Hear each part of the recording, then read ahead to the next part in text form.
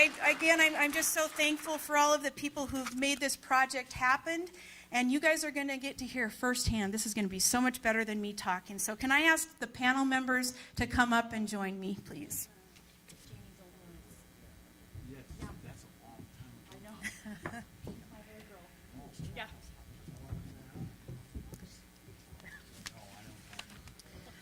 Okay, so joining me here, I have two coaches.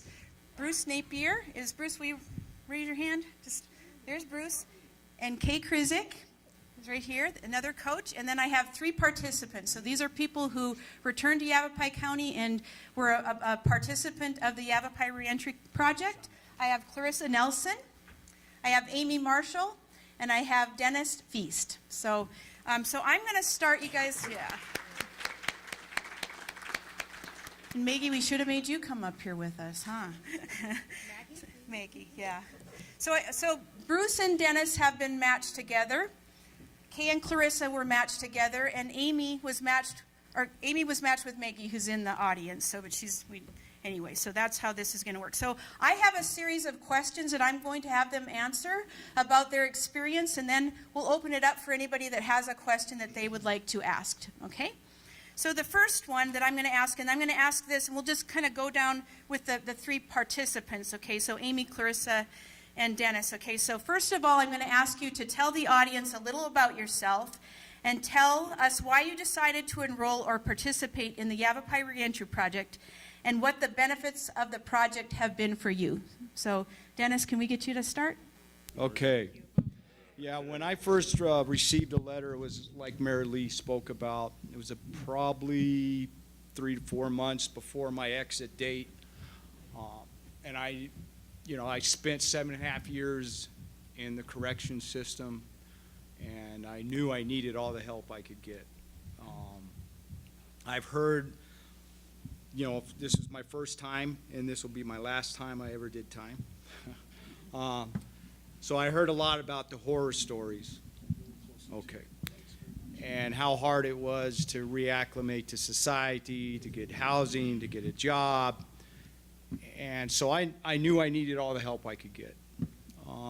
So when I got out, I met Bruce, and we formulated a plan, and this man here held me accountable to that plan. The plan that I also had made a plan about five years prior, so I kind of followed up with Bruce on that, and I'm happy to say that I am succeeding at that plan. So Bruce helped keep me accountable. In May, I graduate with my Bachelor's of Science.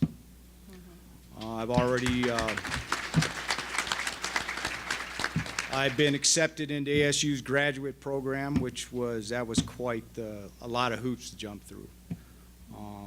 But yeah, so I graduate in May. I'll be entering ASU in August. And a lot of that had to do with I had somebody to help hold me accountable. We had monthly meetings. Of course, I ran into a lot of trouble of trying to get a job. Of course, I did land a job. I now work in behavioral health. So yeah, it's been quite the ride. It's been wonderful, and yeah, that's all I have. Thanks, Dennis. Okay, Amy, could you answer the same question about what made you decide to enroll in the project and the benefits? Yeah, my name's Amy Marshall, and it's kind of a neat story, but the way that I was able to find out about the program is on my unit. I had worked for a CO4 Golder, and just so happened that I had seen one of their brochures or information packets, and so probably about a year, well, let me back up. Previously to that, I had broke my back in prison, so I wasn't able to do the job that I wanted to do. So by working with the CO4s, I was able to get the information I needed. And so about a year prior to my release, I decided to write the Reentry Project. And I heard back immediately, and I was super excited. to know that, there were people out there that actually cared about my well-being. The process, I always received a letter back, and my biggest concern was who would they match me with? And over time they kept telling me, you can't keep writing us. You've got to wait. You've got to get back to us in a year. You've got to, we'll start this at a year out. So I waited. I was there for 4 years. And I waited and I waited, and finally the process started, and I did my application, and I received a letter back from my mentor, Maggie. And I thought, what in the world would a 71-year-old person who was once a nun and an alcoholic have in common with myself? And I was blown away. I could not understand this process that was about to happen for my life. And, over the course of the next few months, Maggie and I, wrote through letters, and she would send me butterflies and pictures, and I thought, this is just weird. It's really weird. As I got to know her through the mail, I noticed, when she's got 30 years sober, and I noticed that at the age that she got sober was at my age, and I started seeing the connections. So being released from prison, I did contact the Reentry Project, and I met with Maggie and Ivy, wherever she is, and we sat down and we formulated a plan. I didn't face many challenges at that point, so I was ready to try anything. And Maggie was available, even though she still insisted on working at the VA. She found time for me. And I just went with it. So along with that, at our initial first meeting, I was told that there was $250 for whatever I thought I might need it for. And the one thing that I wanted to continue was college. After breaking my back, I decided to do the Rio Salado College that's provided there at the prison, and stayed with all that.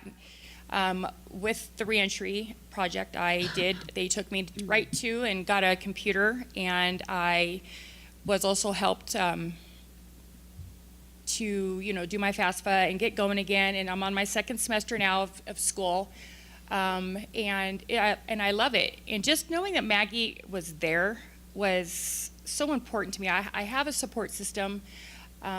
It's my mom and my dad, and I did have a support system, but Maggie didn't know me, and Maggie was willing to care and just to try with me, and that meant a lot. That meant so much to me, and it still does. She's a fantastic person. I wouldn't want another mentor if they chose one for me, and I'd like to see this program work for others, just because just the accountability is amazing. I would like to see it. It's kind of neat to know that they send letters now, and they have the information of people that want to, do this program and not waste your time with people that don't, because there's a lot of them. You have to want to. And so with that, I will be ending my 1-year participant program here next month. It'll be a year since I've been out of prison. But I plan on staying with it. I love what they do, and I just want to stay with it. So, thanks, Maggie.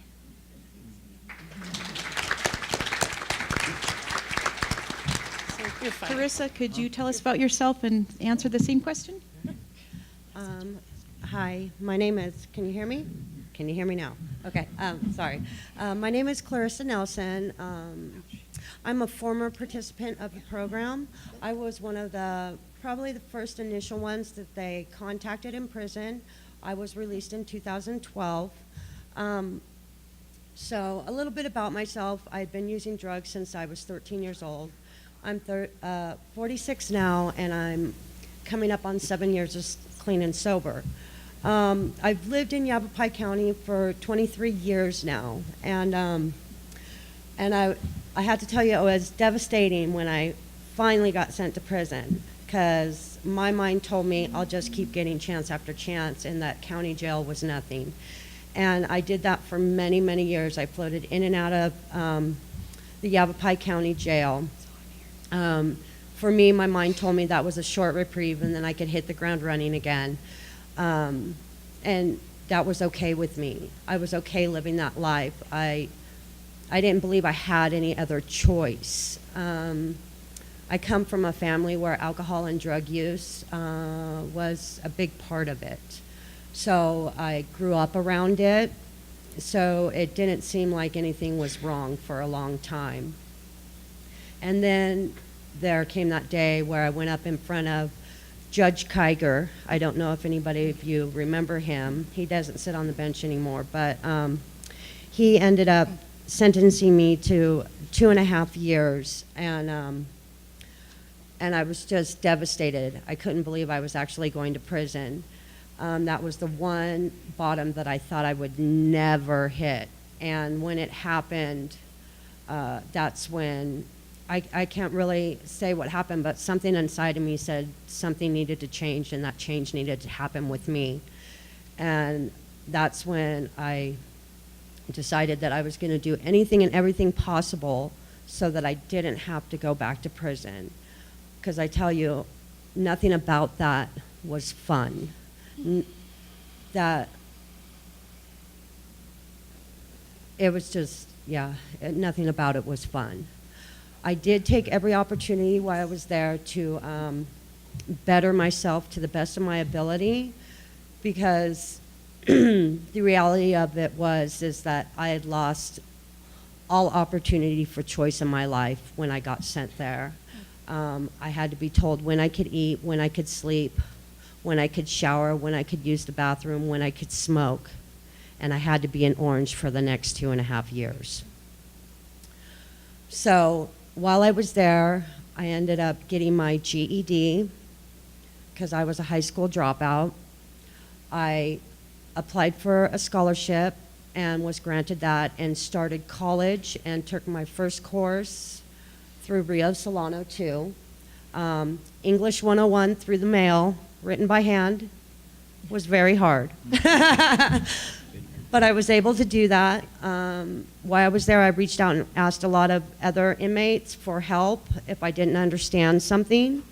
And when it came close to time for my release, I began to get really scared because I was coming right back to where I did all my damage, and I didn't know how to do anything else here but that. And then I received a little flyer in the mail from the Yavapai Reentry Project, and I was like, what is this? This wasn't here when I, went in. And I asked a couple people what they thought about it. And I said, well, here's what I think is that what have I got to lose? Look at where I'm at, So I took the chance and I took the opportunity, and I checked literally every box on that flyer. I wanted all resources, all help, and even the community coach, even though I didn't have any idea what that was going to consist of. When I got out, I got released to one of the local treatment facilities, and that's where I had my first initial meet with Kay and Becca. And I was so nervous, and I'm really nervous right now talking in front of you guys, but it's not as bad as it normally is. You're doing great. But I was really nervous and really scared because I didn't know how to do anything in Yavapai County but get high.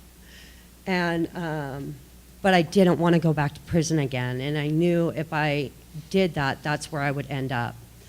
And by the grace of God, I was paired with Kay. The biggest gift, aside from helping me to set up action plans to reach goals that I had set for myself, the biggest gift that I received from Kay was that she saw me just as a person.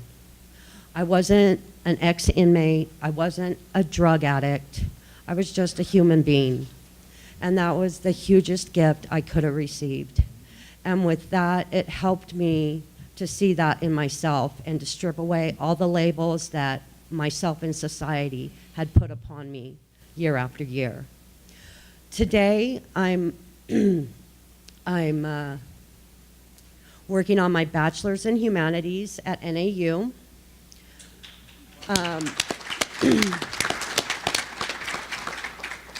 I had graduated Yavapai College with my Associate of Arts degree and my certificate in Social and Human Services last year. I actively work at one of the local treatment facilities, Chapter 5, who is actually in transition because we got bought out. But I work there working with other people who would like a different life. I am now currently working for the Yavapai Reentry Project. I was really excited when this opportunity came up. That I even get to give back and to help others, to see that we can do something different. We don't have to live that life today. It's just a gift to me, and I hope a gift to others. You know, I'm currently the participant coordinator, and I get to do like all the monthly check-ins, call the participants, see if there's any struggles that they're, you know, coming up against, and maybe what can we do to address that. You know, I attempt to encourage each one that doesn't have a coach to get a coach. Those coaches are amazing. They give freely of themselves, and they help us to see what we couldn't see in ourselves that's been there the whole time. And for that, I'm so thankful. Yeah. That's what I got. Thanks. Thanks, Clarissa. Isn't that exciting? So we're going to ask Kay and Bruce a similar question then, for them to tell the audience a little bit about themselves and what made them decide to be a community coach and what they see are the benefits of being a coach. So Kay, should we start with you and then we'll go to Bruce? I don't know. I'm almost crying, and I'll try. I was sitting here in the audience. I don't think this is on either. I was sitting here as an audience member hearing about the Yavapai Reentry Project. And I, in my career as a psychologist in Los Angeles, had sat in on many trainings, many meetings like this where someone's telling us about some program. And I have to tell you that everything you've heard so far today is absolutely true. This is an active, successful, ongoing project. It is happening. It is so exciting. Clarissa was my first participant.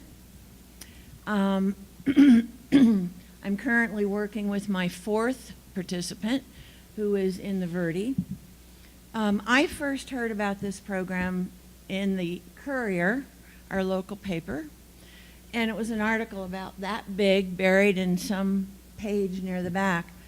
And I read this. I'm a retired psychologist. And I showed it to my husband and I said, I'm going to do this. I have never worked with this population. I don't know anything about these people. But I do know, in my history of working with children in my career, the difference that one person can make. I knew that. And I thought, well, maybe I can be that one person for someone. Clarissa said when we met, she was very nervous. I was too. It's like, oh my God, you know, this person's been in prison. I don't know anything about prison. I hadn't even seen Orange is the New Black yet, you know? Yeah. Either of us. So I was very nervous, and did I look nervous? She looked nervous. Her hands were all over the place. And anyway, we started meeting about once a week, and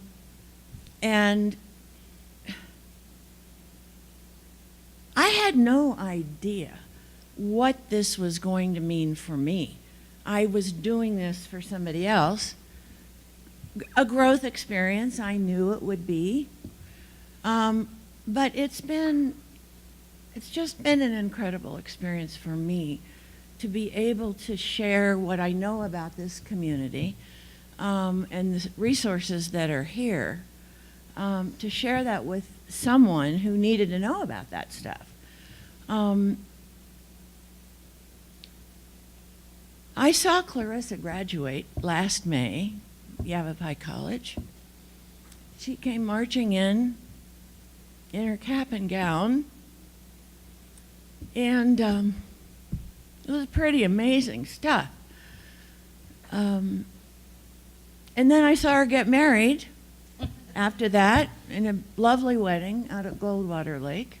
I got very nervous, by the way, when she told me she was dating someone that she met at an AA or an MA meeting, because I had heard by then, this can be a real problem. But once I met her future husband, Matt, I knew she had chosen very wisely.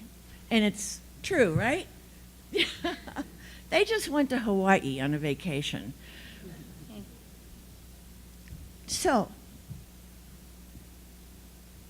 I highly recommend that wherever you're going back to, that you let your people know about this program. We've spoken for the state at the Conference of Probation, Department of Corrections, and we presented this program, and there were other things presented that day, and I heard nothing similar, or nobody else was doing this in the state. And I was pretty amazed that this wasn't happening, because I do believe that this one-to-one, people-to-people intervention is the thing that makes the difference. And if you can believe this statistic, this isn't something that's made up for this morning to impress you. This is what happens. So, that's my part. Thank you.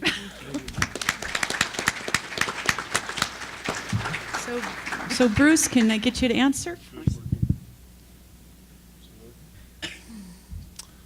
My name's Bruce Napier. I'm 70 years old. Shouldn't have been here. I'm an alcoholic. Let's see, June will be the 36 years that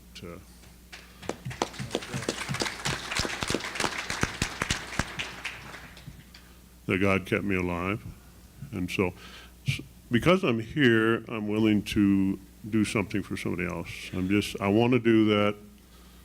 I love people, and I want to just give whatever I have to them. I'm a husband, I'm a grandfather, I'm a great-grandfather, all that good stuff and everything like that. And I'm married, I have a wife, her name is Pam. She's quite wonderful, and she's the one who brought me out of alcoholism.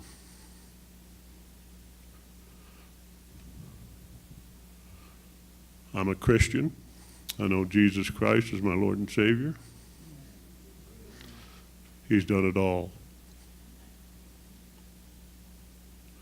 My decision to enroll was kind of weird.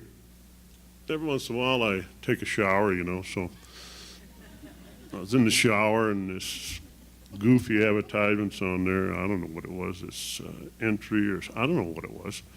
And I never remember phone numbers or anything, so don't give them to me.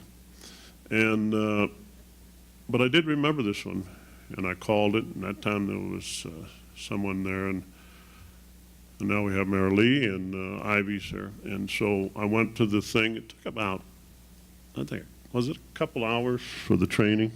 I think so. You know. I could have done it in 15. No, anyway, I stayed the whole 2 hours, and I don't like meetings. But anyway, and I learned a lot and all that kind of stuff, and that was good. And community coach, I thought, that's kind of weird. What is that?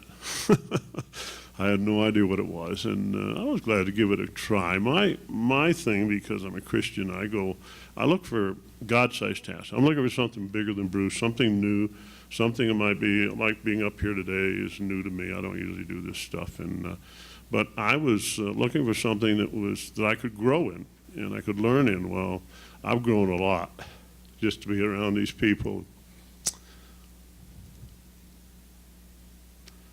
They come out with nothing. Seems like they have a set of clothes, maybe a couple bucks. They look pretty rough and sad. You know, it's just And all of a sudden, you're going to be the coach, the one and only. I mean, you know, today it's wonderful. I look out here and see all you people. And like I said the last time, it's wonderful to know you're all there. Because we go and eat with them and become part of their life. And it's pretty tough. But to know you're backing us, that's a great thing for me. The last part's, what have you benefited from? I guess one of the major things I benefited from was I've watched them grow. That has really been good.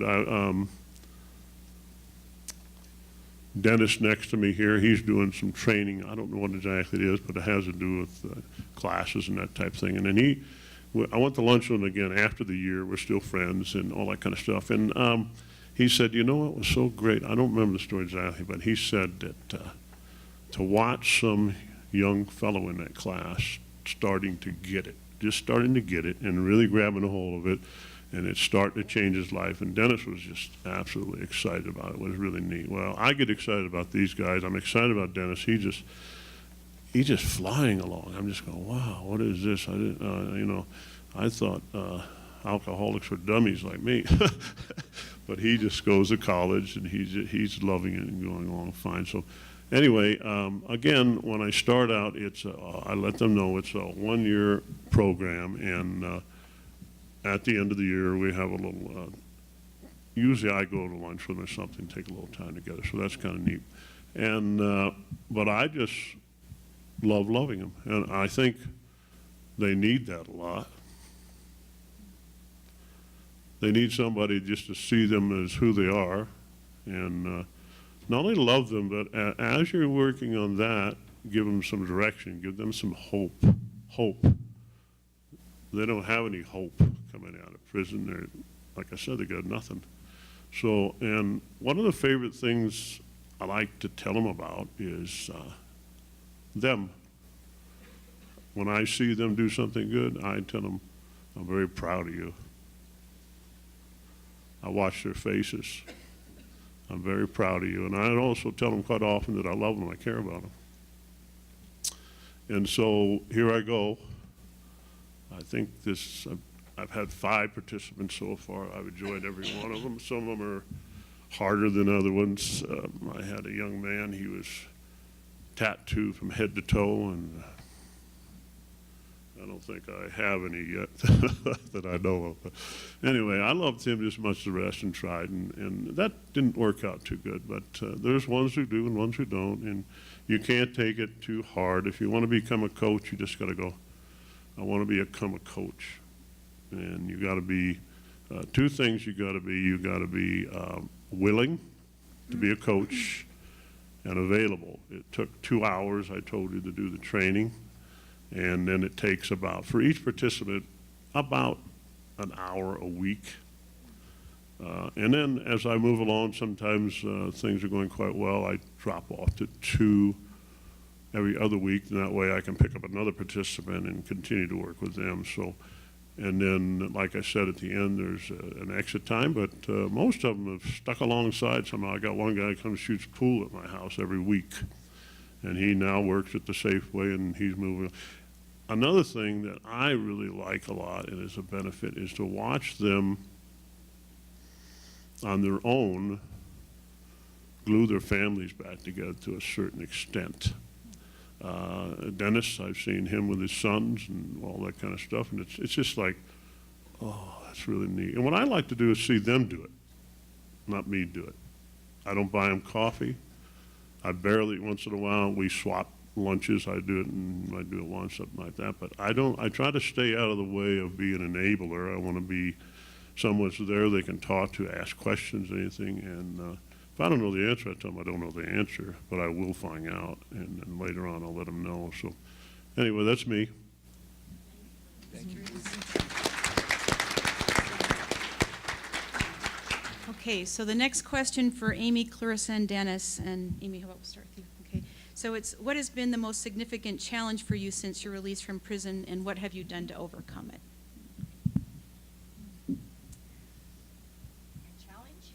The most significant significant challenge. I was thinking about that, and I had challenges, but they were, I was able to, I don't know if I had any challenges at first. I had my mom and my stepdad as a place to be. I had some money from working at the prison, and we worked for Papa John's Produce, and it was a way for me to earn money, and so I had money, and then so that wasn't really a big issue. The biggest issue I find now and has been is probably parenting. For years, I parented my kids on drugs and alcohol, and I thought I was being a parent.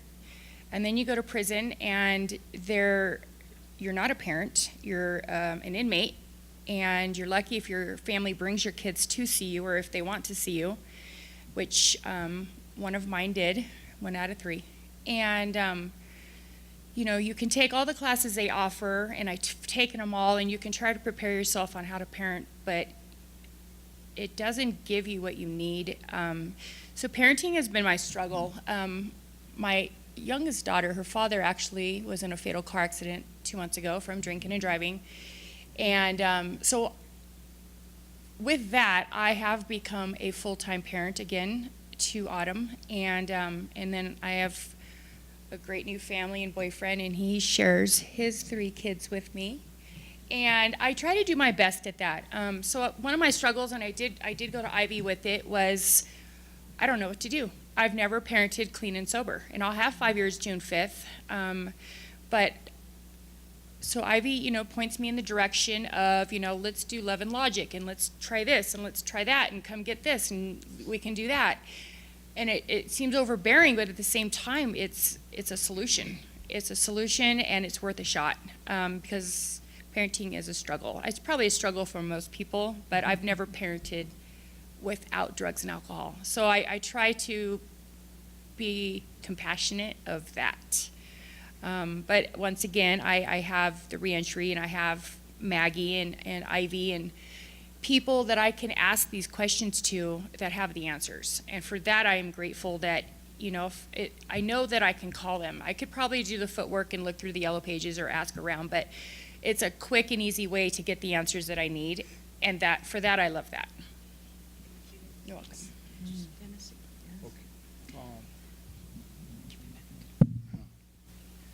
Well, the biggest struggle for me, I was blessed to have met Bruce when I got out, and he talked about hope, so he definitely helped me to see a glimmer of hope in my reentry process. I was blessed also that my mother and father had a place for me to stay, and they have since moved on, and I'm now living where they were living, so yeah.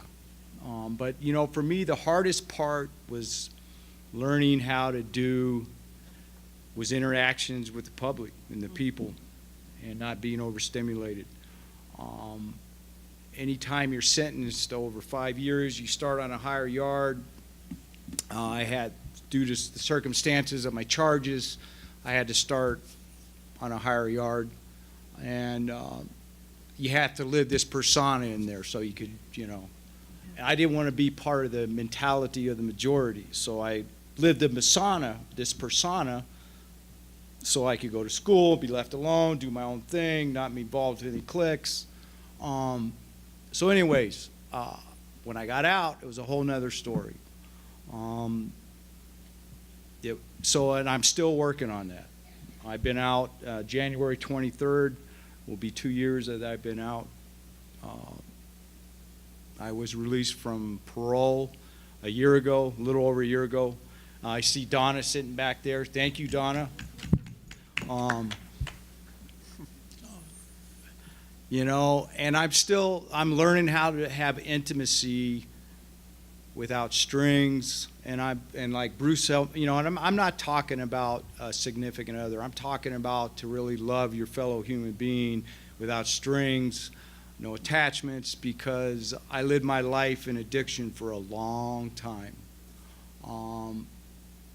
And that's why I went to prison, was because I was supporting my habit by doing illicit things. Basically running dope and guns up and down the highway. So, you know, I deserved every day I did in the corrections industry. Or, yeah, it is an industry, but, you know, so I'm still learning that. I'm learning how to have intimacy, how to trust again, and also I'm learning how not to, I'm learning to sit in the middle of a room without having to have my back against the wall. But, you know, I mean, and that's the truth. You know, I was through a couple riots while I was in there. I don't know. I'm still healing from that process. Of course, it was my actions that started that whole, and my choices. So yeah, that was my most difficult part. And then also of getting over the stigma that goes along when you apply for a job. So this is what I do. When I go apply for a job, I ask them, I just lay it out there right up front. I said, before we waste each other's time, let me tell you a little bit about me. I tell them like it is. Tell them my history. I said, you want to do background check? Go ahead. You're probably going to, you just heard a little more details from me. And, you know, I did that about 15 places, and you know, I was blessed. I had a job 3 weeks out the gate in behavioral health, working at a detox center. I surrounded myself, and this is important for the men. If you want to make a change, you surround yourself with people you could learn from. Like I worked in the mental health department at Whetstone Unit in Tucson for my last 3 years. And there was a man, a psychologist there, took me under his wing. It taught me an awful lot and helped guide me in my career goals. I volunteered my time as a chaplain's clerk. I'm also a Christian. I've found my faith again, or I should say he found me again, or I found him, however you want to call it. You know, so, and like I said, I'm learning how to trust, I'm learning how to have intimacy, and I'm learning how to get over the stigma. So, yeah, that's all I have. Thank you. Carissa?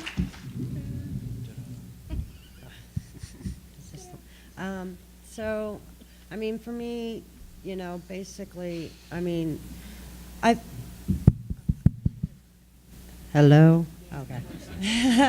I've had, I mean, a lot of challenges. That's what comes with life. You know, for me, like the greatest challenge was just to continue to have hope and the belief in self that I deserved something greater than the life I had before.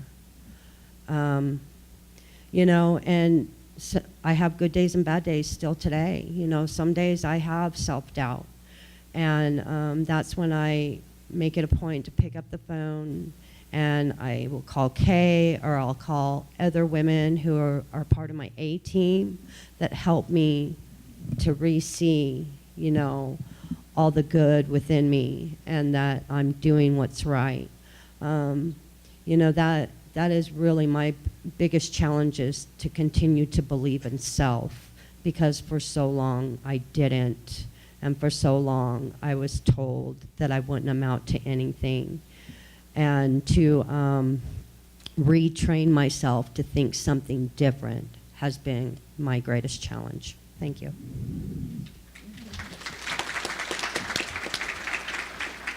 And so this one is for Kay and Bruce, and it's a similar question, but for them to tell us what has been the most significant challenge of being a coach and what they have learned about themselves as a coach. So, Bruce, do you want to start? Yes.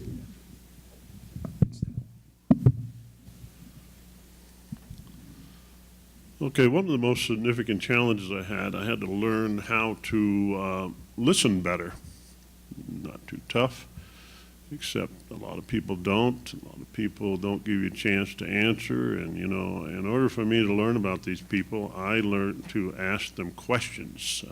Pretty easy. How old are you? You know, this kind of stuff. And then you listen, but you don't just listen. You want to listen to the point of where you can mirror it back to them.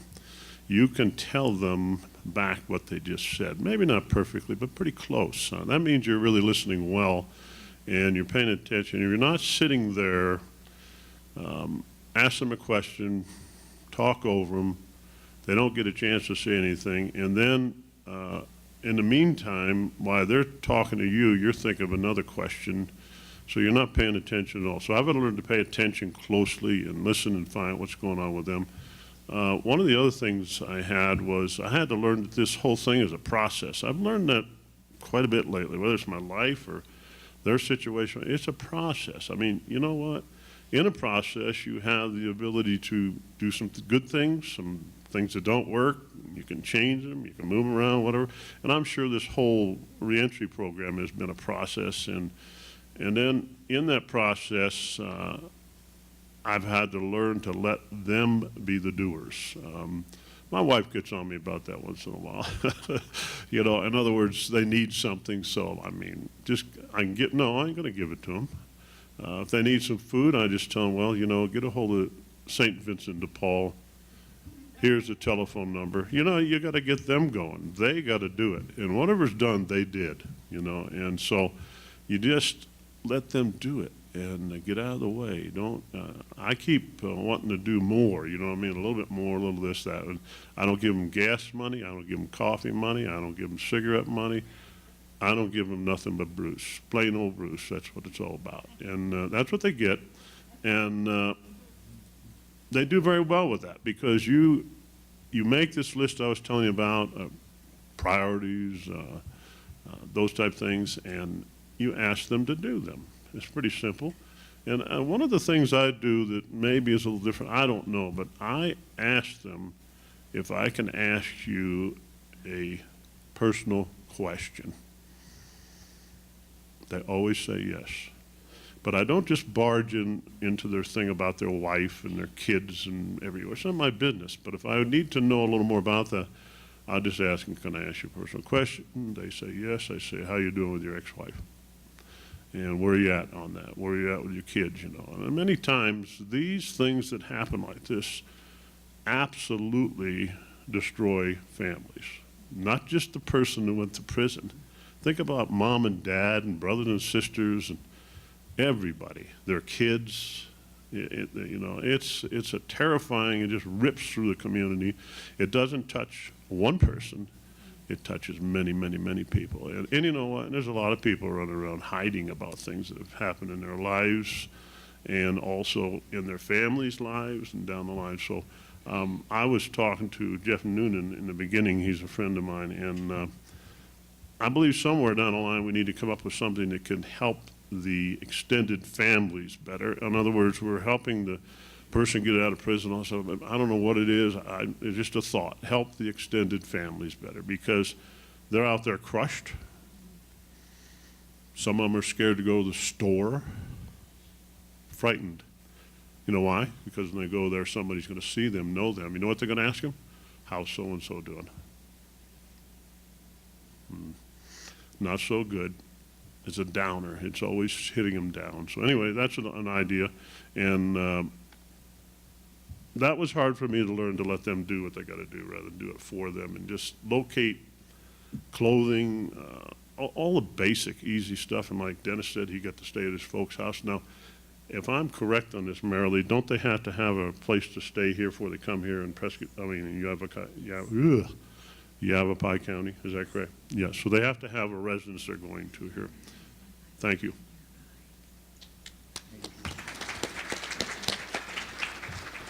So Keith? I'll tell you, the rewards have greatly overshadowed any challenges that I had in this role. I guess patience. My 4 women were able to find work at different points in after their release, and one of them it was 6 months, and she had gone everywhere I had suggested. She had had many interviews. Her record was such that was very hard for an employee to take a chance with her. And I kept thinking, oh my gosh, if I had only been a professional or a business person in this community, I would know people in the community and I'd get somebody to give her a job. I wanted to make that happen. But she got a job. It was through her faith community. Somebody overheard her saying she needed a job. She found her own way. So I think as I moved through these years, I've relaxed more. I don't think I showed my impatience to my participants, but I felt it inside. I think I've learned to trust them more. I don't have to take care of it. Clarissa had lost one of her eyes many, many, many years ago due to a horrific situation.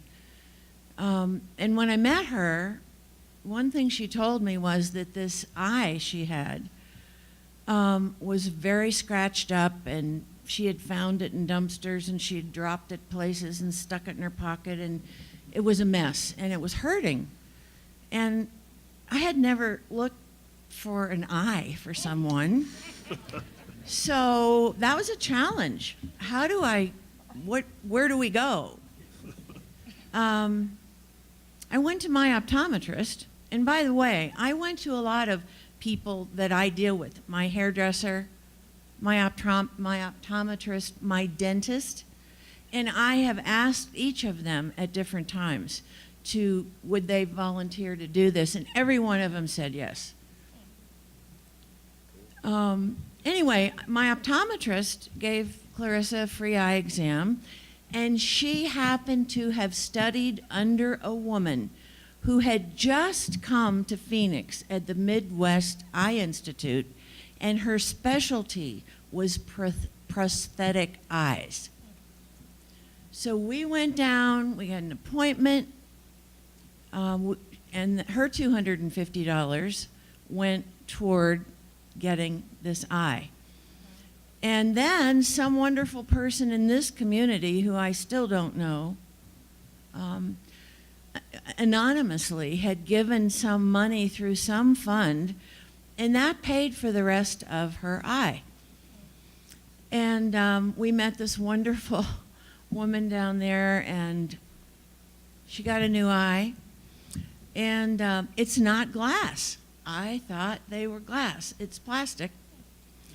There was a special artist who painted the eye to match Clarissa's other eye. So I've learned a lot, and that was a big challenge for both of us. All of my 4 women have children, and they've come out to different situations. They've been adopted away. They have wanted to reconnect, and many of them have reconnected with their children.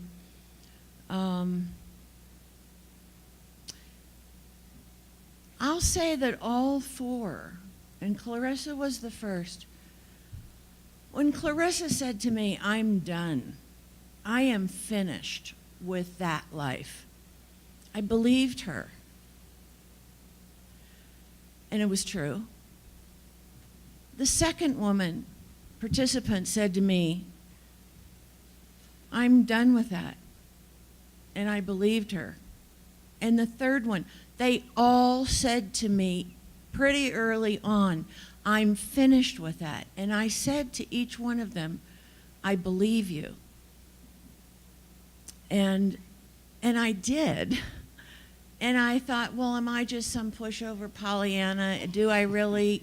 No, I believed them. And they meant it.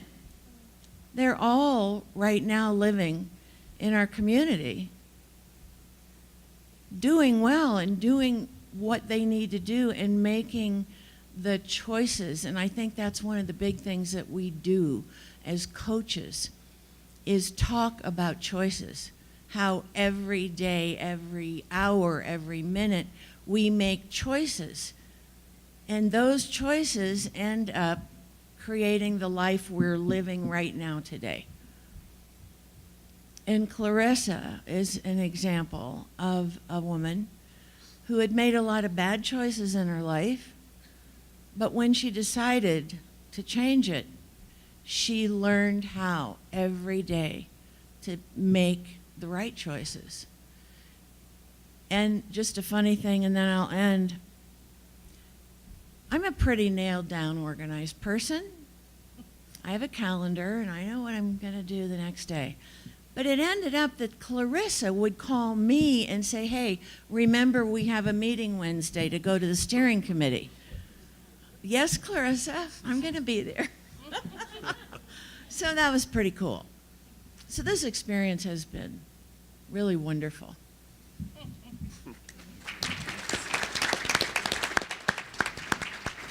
Okay, so I'm going to open this up to whoever would like to answer this question, and it's for giving advice for the members of the audience.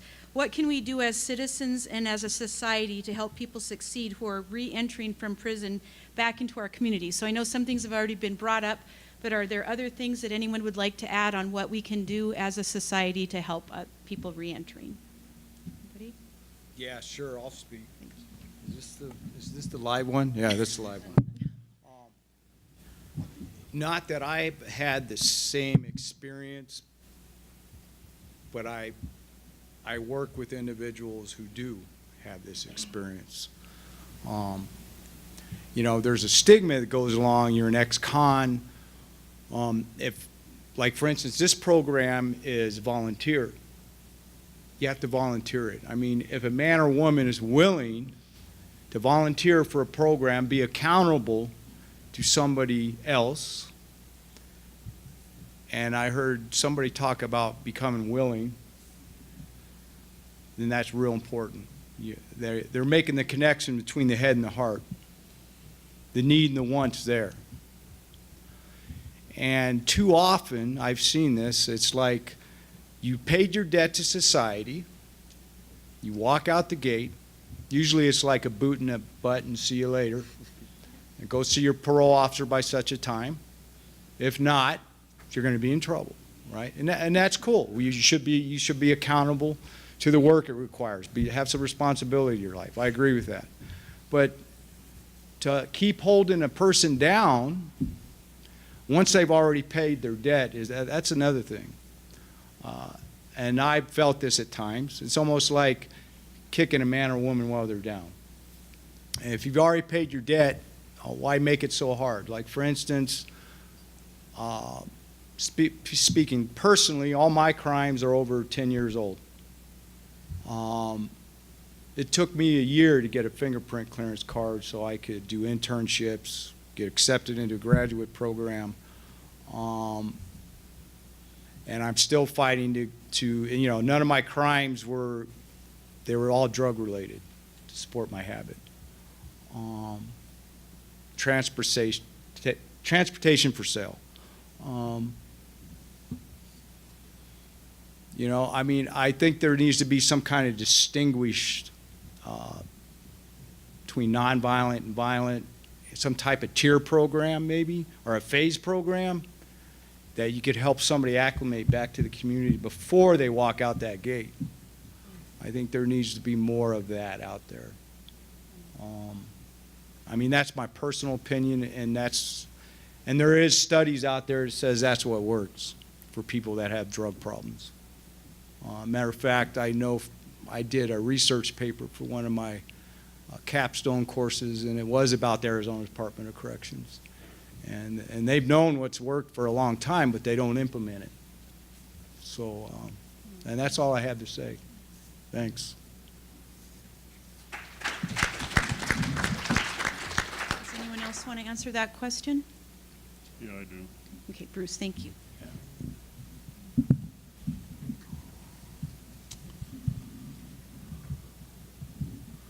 I was telling you earlier that this has to do with families, not just one person. So many, many people in this community affected by this. I was listening close a little while ago, and she said she found out that the gal needed an eyeball. Well, I don't carry them around either. And so that was kind of a toughie. But then I heard that some doctor wanted to help. Then I heard this place had $250 to help her. Then I heard somebody else anonymously gave some money.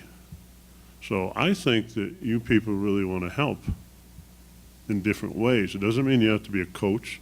Doesn't mean you got to do any of these things. But if that's what God's telling you, or you think you might like to be a coach, why not try it? Just step off the cliff. And we, as coaches, we work together. We have meetings. We help each other. The neat part about it is, if I get in trouble, Ivy is there. I just call her and talk to her, somebody, and say, I don't understand this, because there's different things that come up, and so she clarifies it and makes everything okay. Thanks, Mom. Anyway, just take a chance, and you don't have to stay. You can come and do, but you know what? You usually end up staying, and you really do fall in love with the people. And I'm retarded. Retired, and I just thought, and I was already doing this before that, and I said, well, I would like to do more of this or whatever, and so I had never really got involved in what we're doing right now up here, talking in public and all that kind of stuff. And I was in high school when they had the thing and I was on the list. I stayed home. I didn't take a chance. I just stayed home. I didn't go there. So maybe take a little step, and it is really enjoyable. There's some hard times here and there, but as coaches, we work those out, and it does, each person can make a difference in the community. Like I say, the eyeball, look at that. All the things people are doing to make sure this lady got an eyeball. That's Prescott, Arizona. And if you're from other places, it's the same there. We can help each other, and instead of just everybody thinking, maybe I could, well, you're here today. This is a good day to make a decision, so thank you.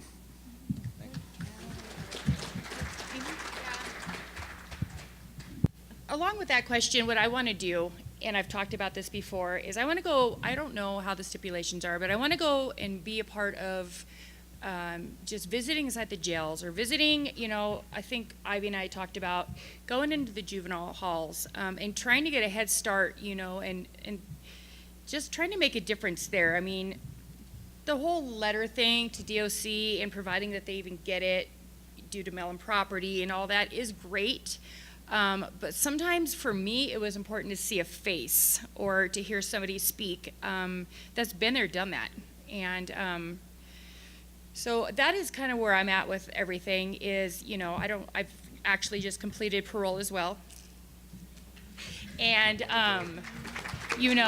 it's as hard as you make it, and it wasn't hard. But I know there are staff in the Department of Corrections and with parole, and they generally, I'm not allowed to say this, but they care. There are some that really do care what you do next, and they're not just looking for what you're going to do wrong.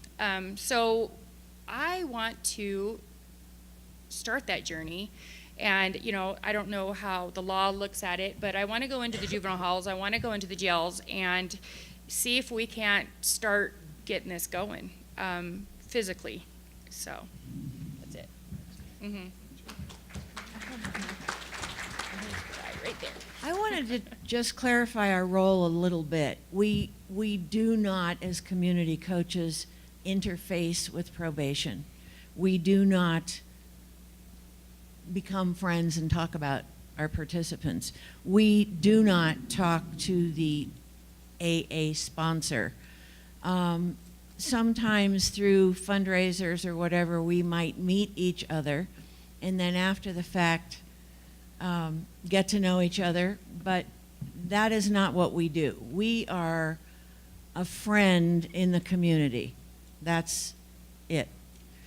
And a challenge, when I read this article, I said, I don't know if I'm a person who should do this. I've never had a drug or alcohol problem. I don't know anyone who's ever been in prison. What credibility do I have in working with someone who's had some of these experiences.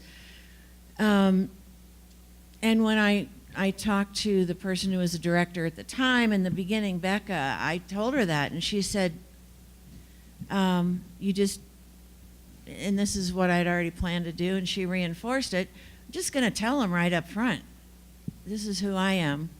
I haven't had these experiences, but I'm here with what I have, and I'm wanting to get to know you and work with you.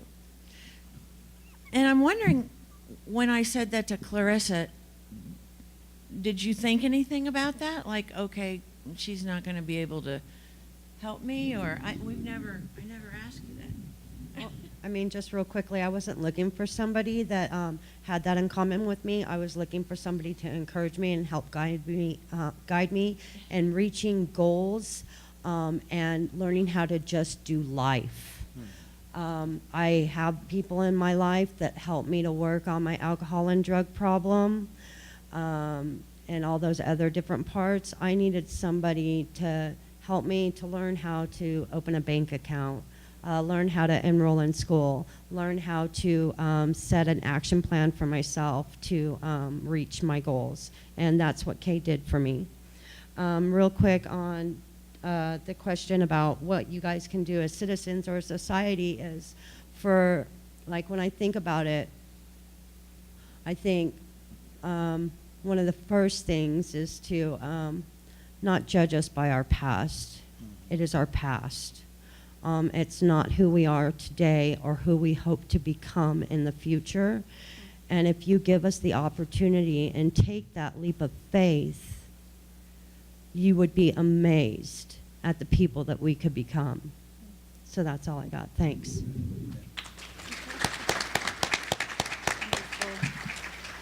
So I want to leave some time to turn over questions that you might have, but I just want to say, I was going to ask them individually, but I just want to say this, that I want to just give a huge thank you to these people and other people are in the audience, because they've been willing to give back, not just as coaches, but as participants. Dennis has been in the schools speaking for us. You know, Amy and I talked about, you've actually been at juvenile probation too, haven't you? At juvenile probation. Alternative high schools. Alternative high schools. Clarissa, we call on Clarissa and Kay a lot to go on radio shows. And Amy, the first time I met Amy, we were actually at a conference over in Sedona. I didn't even know she was going to, Ivy had set up for her to talk, and I was talking about the Reentry Project, and then she got up and talked and did such a wonderful job. So all of these people, Bruce has been on TV even, haven't you, Bruce? so they all give back, and I just think that's so cool. And again, like Clarissa said, she's now working for us as a participant. I mean, how better of a person can we have, you know, helping our participants than someone that's gone through the project and is doing such great things with their lives. So this panel is so wonderful. I want to again give a shout out to the other coaches that are in the audience. And then we're going to, with our wonderful microphone situation, going to have people out there that have questions. So I think we need to take one of the ones we have here that's working, so that, because we're doing an audio here. So Bruce, did you want to say something first? Okay. Read this card before we Oh, start. okay. Bruce is going to read a card. Is this on? Hello?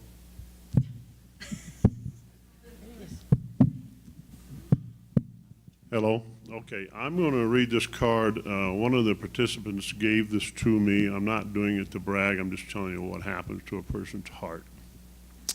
Bruce, okay, hold on. I'm not a good out loud reader. Bruce, thank you for being an outstanding coach, role model, and friend. Quotation.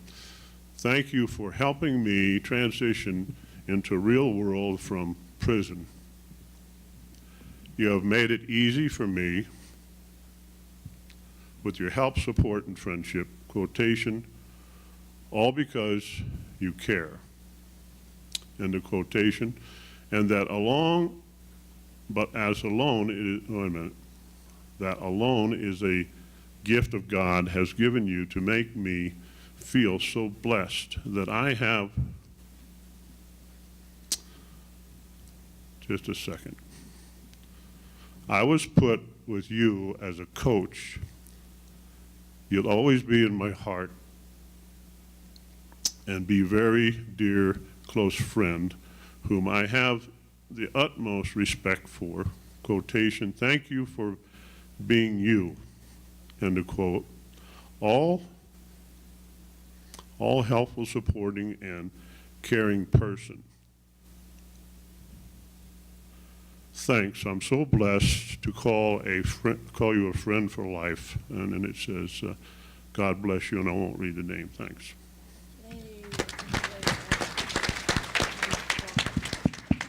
Ivy, could you help me with the microphone? Sorry.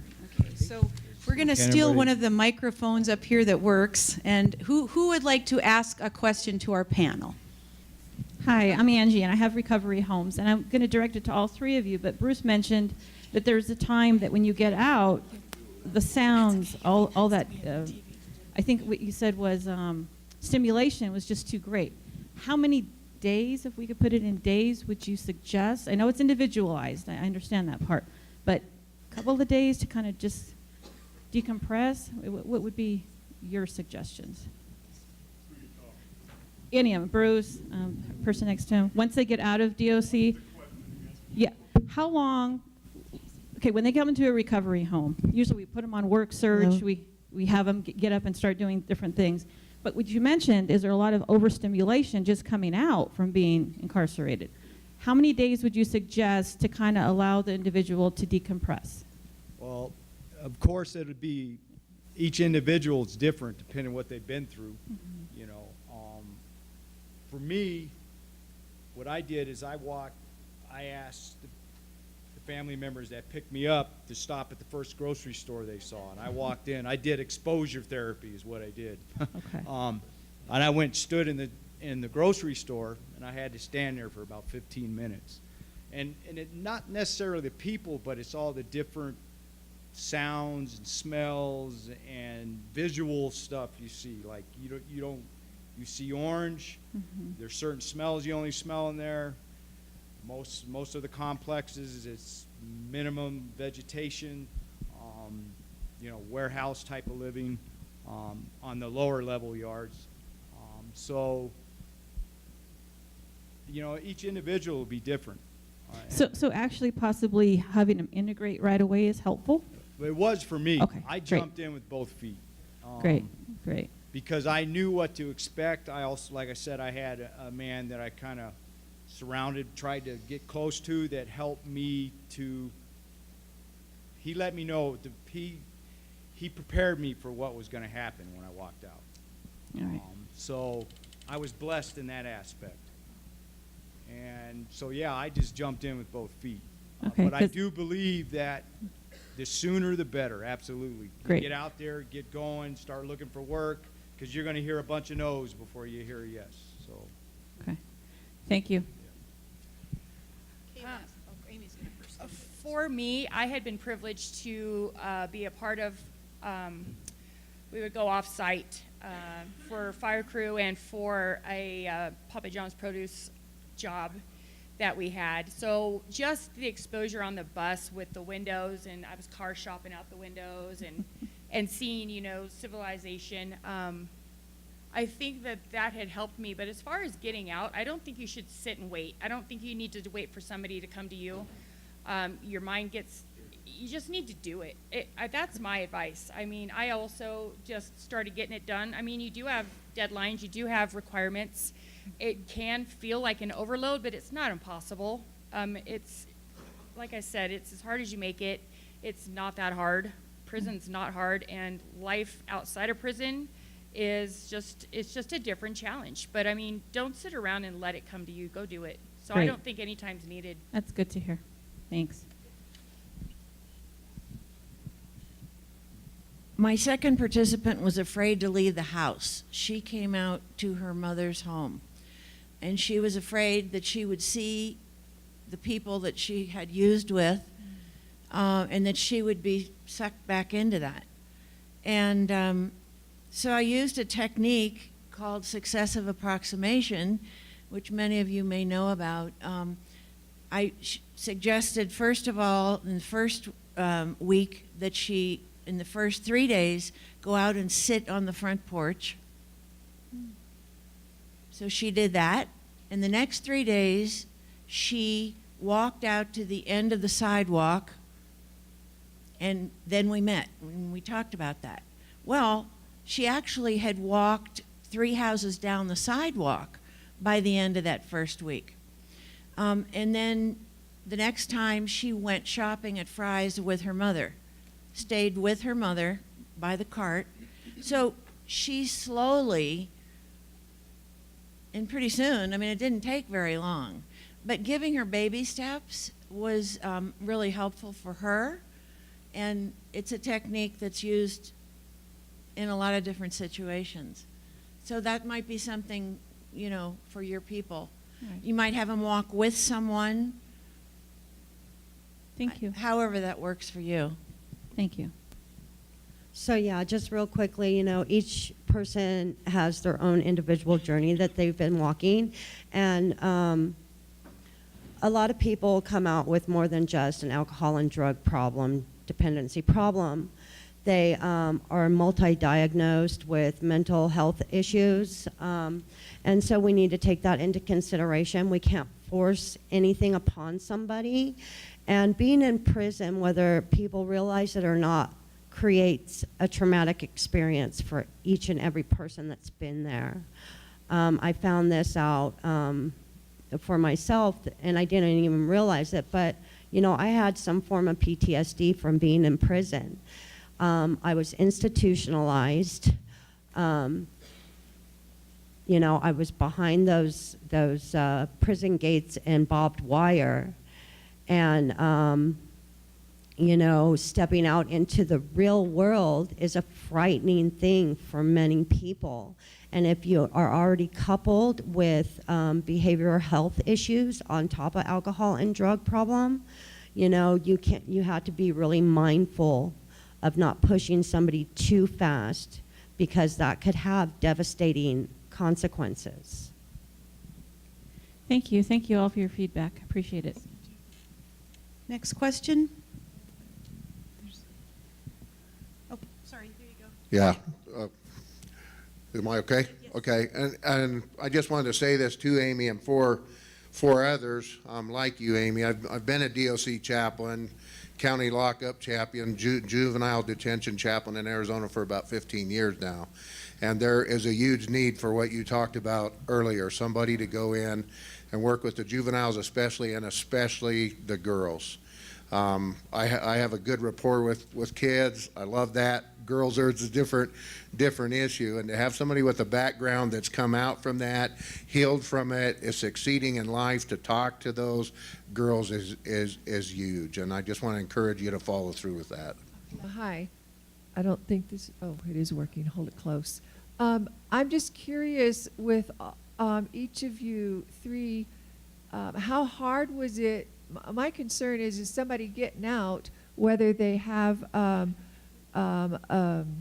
coach, how hard is it to not just say, I'm craving those drugs again, and I've got to, the minute you get out, just go to somebody who you used to deal with and do, how do people not, I mean, you guys didn't really say that that was a problem, and I'm so curious about that and worried about that.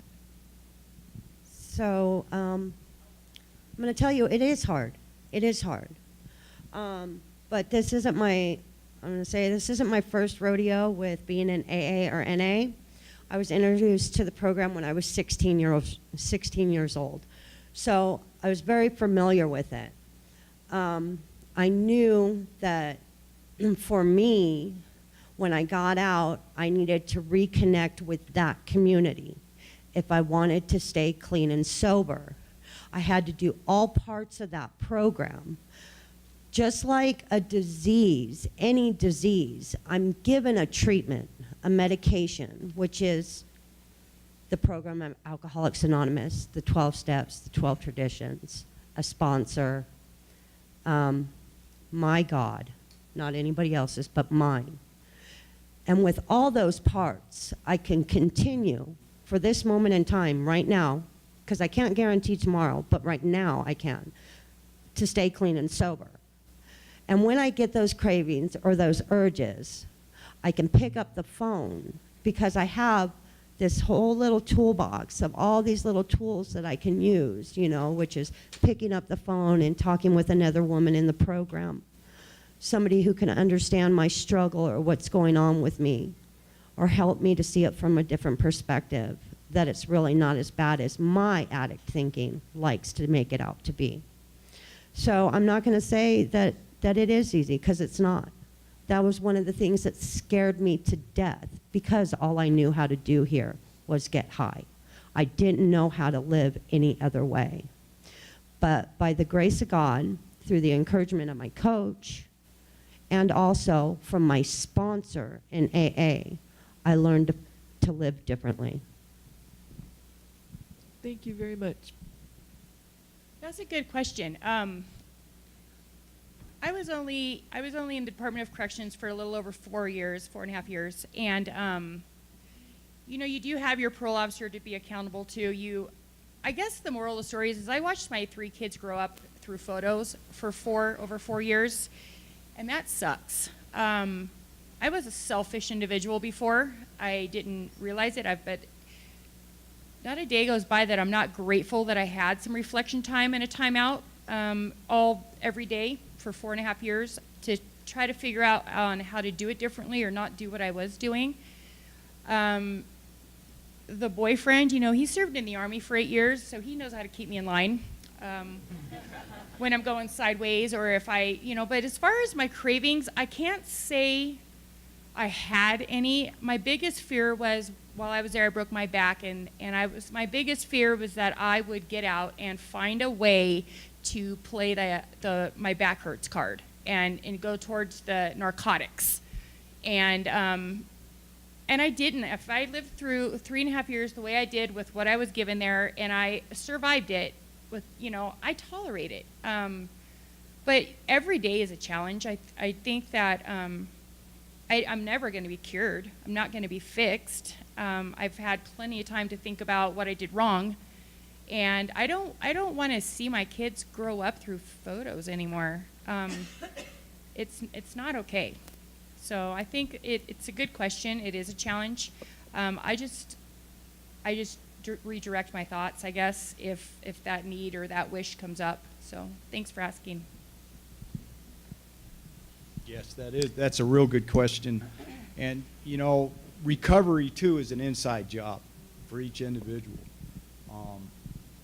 And I could tell you there's more drugs in prison per capita than there is on the streets. And there's plenty of people that come out, they walk out the gate strung out.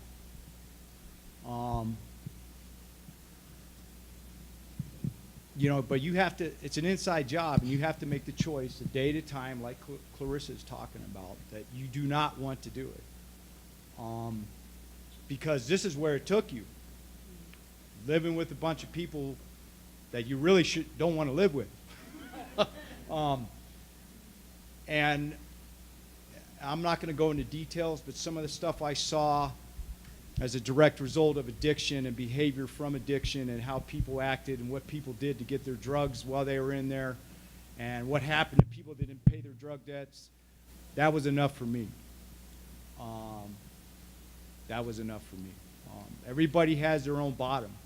And I know if there's any mental health professionals working in here, that's the big question. How do you bring the bottom up to the young people so they don't have to go through what some of us older people went through? And that's the $1 million question. How do you answer that? How do you do that?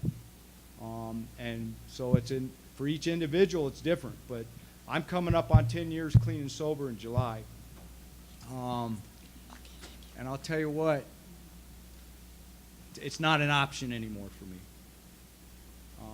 It's, and they talk about some of the readings and one of the programs I'm involved with, you'll recoil from it like a hot flame. And that's the way it is for me now. I don't want to be part of the problem anymore. I want to be part of the solution. And I think everybody has to make that decision. Because when you're out there in your addiction, and both of these ladies have talked about it, you turn into this selfish, self-seeking, self-centered individual that you never thought about when you're a little kid. I'm going to grow up and be this selfish, self-centered, self-seeking addict. I never thought I'd grow up to be a junkie, but I did. I consider myself a recovered junkie today. But it's an inside job, you know. But I had a lot of help along the way too. So, and I thank everybody for that. So, that's all I have. Thanks. One more question? My name is Maudel Terry. I'm the chairman of the Greater Sedona Substance Abuse Coalition. And when I was growing up, we called it drugs. We called it dope. Now they've come up with this fancy name of recreational drugs. I want to ask the three of you, what do you think about this term, recreational drugs, and especially if you have kids? I'm sorry, but I have to laugh because it honestly, it blows my mind, recreational drugs. The fact that they, try to pass a law that allows for recreational use. Well, where's the line when it no longer becomes recreational use? Who is going to determine that line, I wonder? For me, there was no such thing as recreational use. I found it, and that was that. It became my life. It consumed me. And, I have friends who can have 1 or 2 drinks and put it down. I have normies, as they're called, friends. But for myself, I don't have that understanding or concept.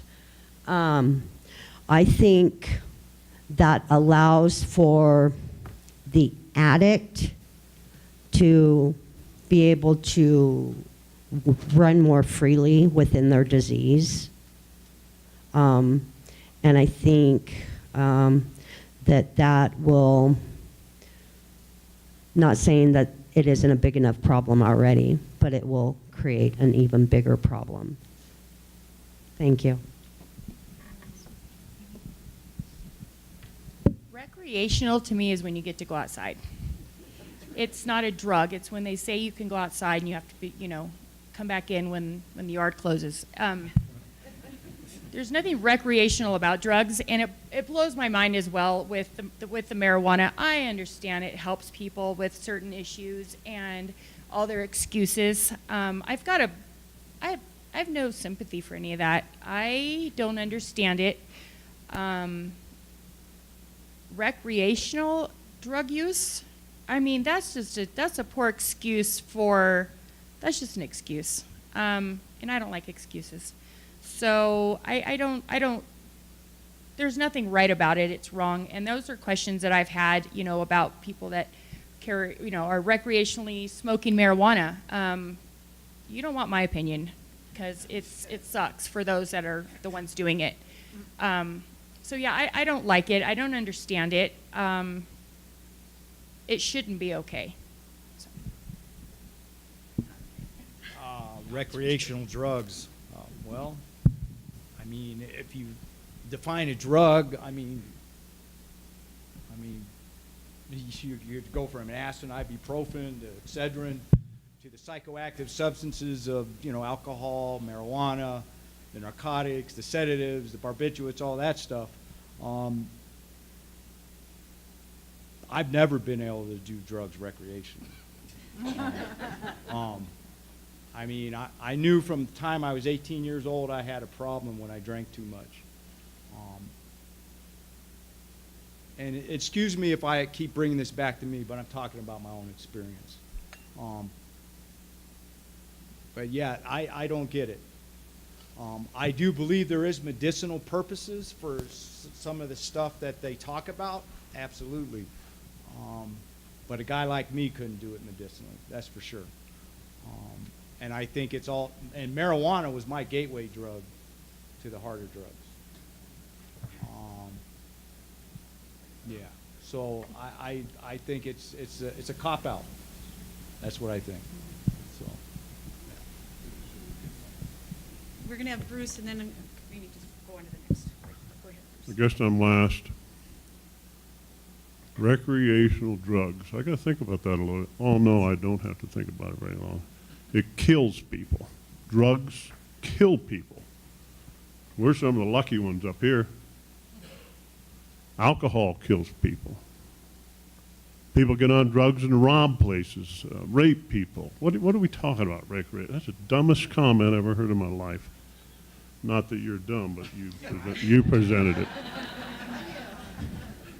One of my favorite questions to the participants, I look at them and I got the rap sheet, so I'm saying 1, 2, 3, 4, 5, 6. How many times? Been in jail since they're 16 years old or 35 now.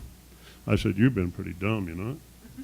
I don't have any training or anything. I just tell them what I think's going on. And then I say, okay, let me ask you one very important question. Are you stuck on stupid? You know what? That's a really important question. It's a big joke. We can laugh and all stuff.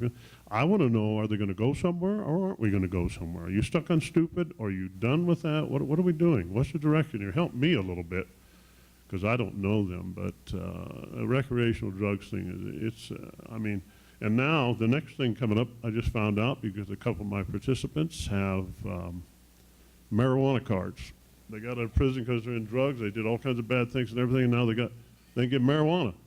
What the heck is going on around here? I don't understand the government or nothing to do with it. I mean, I'm out here trying to help these people, and then they're sticking a card in there. They can get them like nothing, I guess. I was with the guy just the other day, and he said, I'm getting marijuana. How stupid can you be, you know? So anyway, recreational drugs, that's just makes somebody feel good about something that's bad. Thank you. I would love to, I'm sorry, you guys. I know that, well, okay, one last question, but I'm only going to have one person answer it. This is a good question. Okay. I'm Brent Richards. I'm with the Arizona Department of Corrections. My question to you, Mary Lee, is you guys obviously have a good program going here, this Yavapai Reentry Project. And you talked about in the beginning, you don't see that it's going on anywhere else. So what about Maricopa County, Pima County, maybe Coconino County, some of these other counties? Are anybody doing anything similar? Are you taking any steps or efforts to try to tell other counties about what you're doing and how's it been received and stuff like that? You know, we have over the years attempted to. I know that Pima County had a reentry coalition that was going for a while. Is Carrie here? Carrie? There she is. There's Carrie. Carrie, you know, we actually had members of our coalition that went down and spoke to that coalition, but the last I heard is they're no longer meeting. Is that right, Carrie? Or not? We're not sure. Okay. Anyway, but I think that, so we are here as a resource for any other county. And, you know, as the Yavapai County Substance Abuse Coalition, we've only focused on Yavapai County. It was interesting, the conversation going to marijuana. You know, that was when we ended up going statewide because we actually formed the political action committee that fought legalized marijuana. So, yeah, I'm actually have bald spots all over my head because of that, but, and that's not kidding. But anyway, yeah, so we've taken a couple things statewide, but we are the Yavapai County Substance Abuse Coalition, so we try to focus on Yavapai County. Any way we can be a resource, we're here to do that, to help. And we have, like, we met Nikki and Ivy and myself, and we have, you know, there's like, you know, 6 employees for MATFORCE. So it's just a small little organization that with lots of great volunteers from Yavapai County that make things work. But any way we can be a resource, we're here to do that, right, guys? So, okay, great. So thank you guys so much. Carrie? You know what? I really I'm kind of worried about our time. I've gone way over here, but real quick, okay? I talk really fast, so pay attention. There are some other things that go on in Maricopa County. Hope Lives is a project that has mentors that pick people up at the door, take them to their parole office, and then take them somewhere to stay for the night and help them get the treatment that they need and other things. I want to say that this group is one that we have used as a model across the state to get other coalitions going, to get other projects going, and to enhance the existing coalitions and to start new ones in other areas. We have a grant for that, and we had our summit, and Mary Lee came and spoke and talked to all the other groups. So there are a lot of things that are going on, and can talk more about that. Thank you. Thanks, Carrie. Thank you guys so much. I know there's other things you'd love to ask the people sitting up here. You can catch them during the break. We're going to take a break, and so I'm going to just look at the clock. I'm a little bit. We're going to come back at 11:15. I know that's going to shorten up the break, but please come back so we can get started again. So thank you guys so much.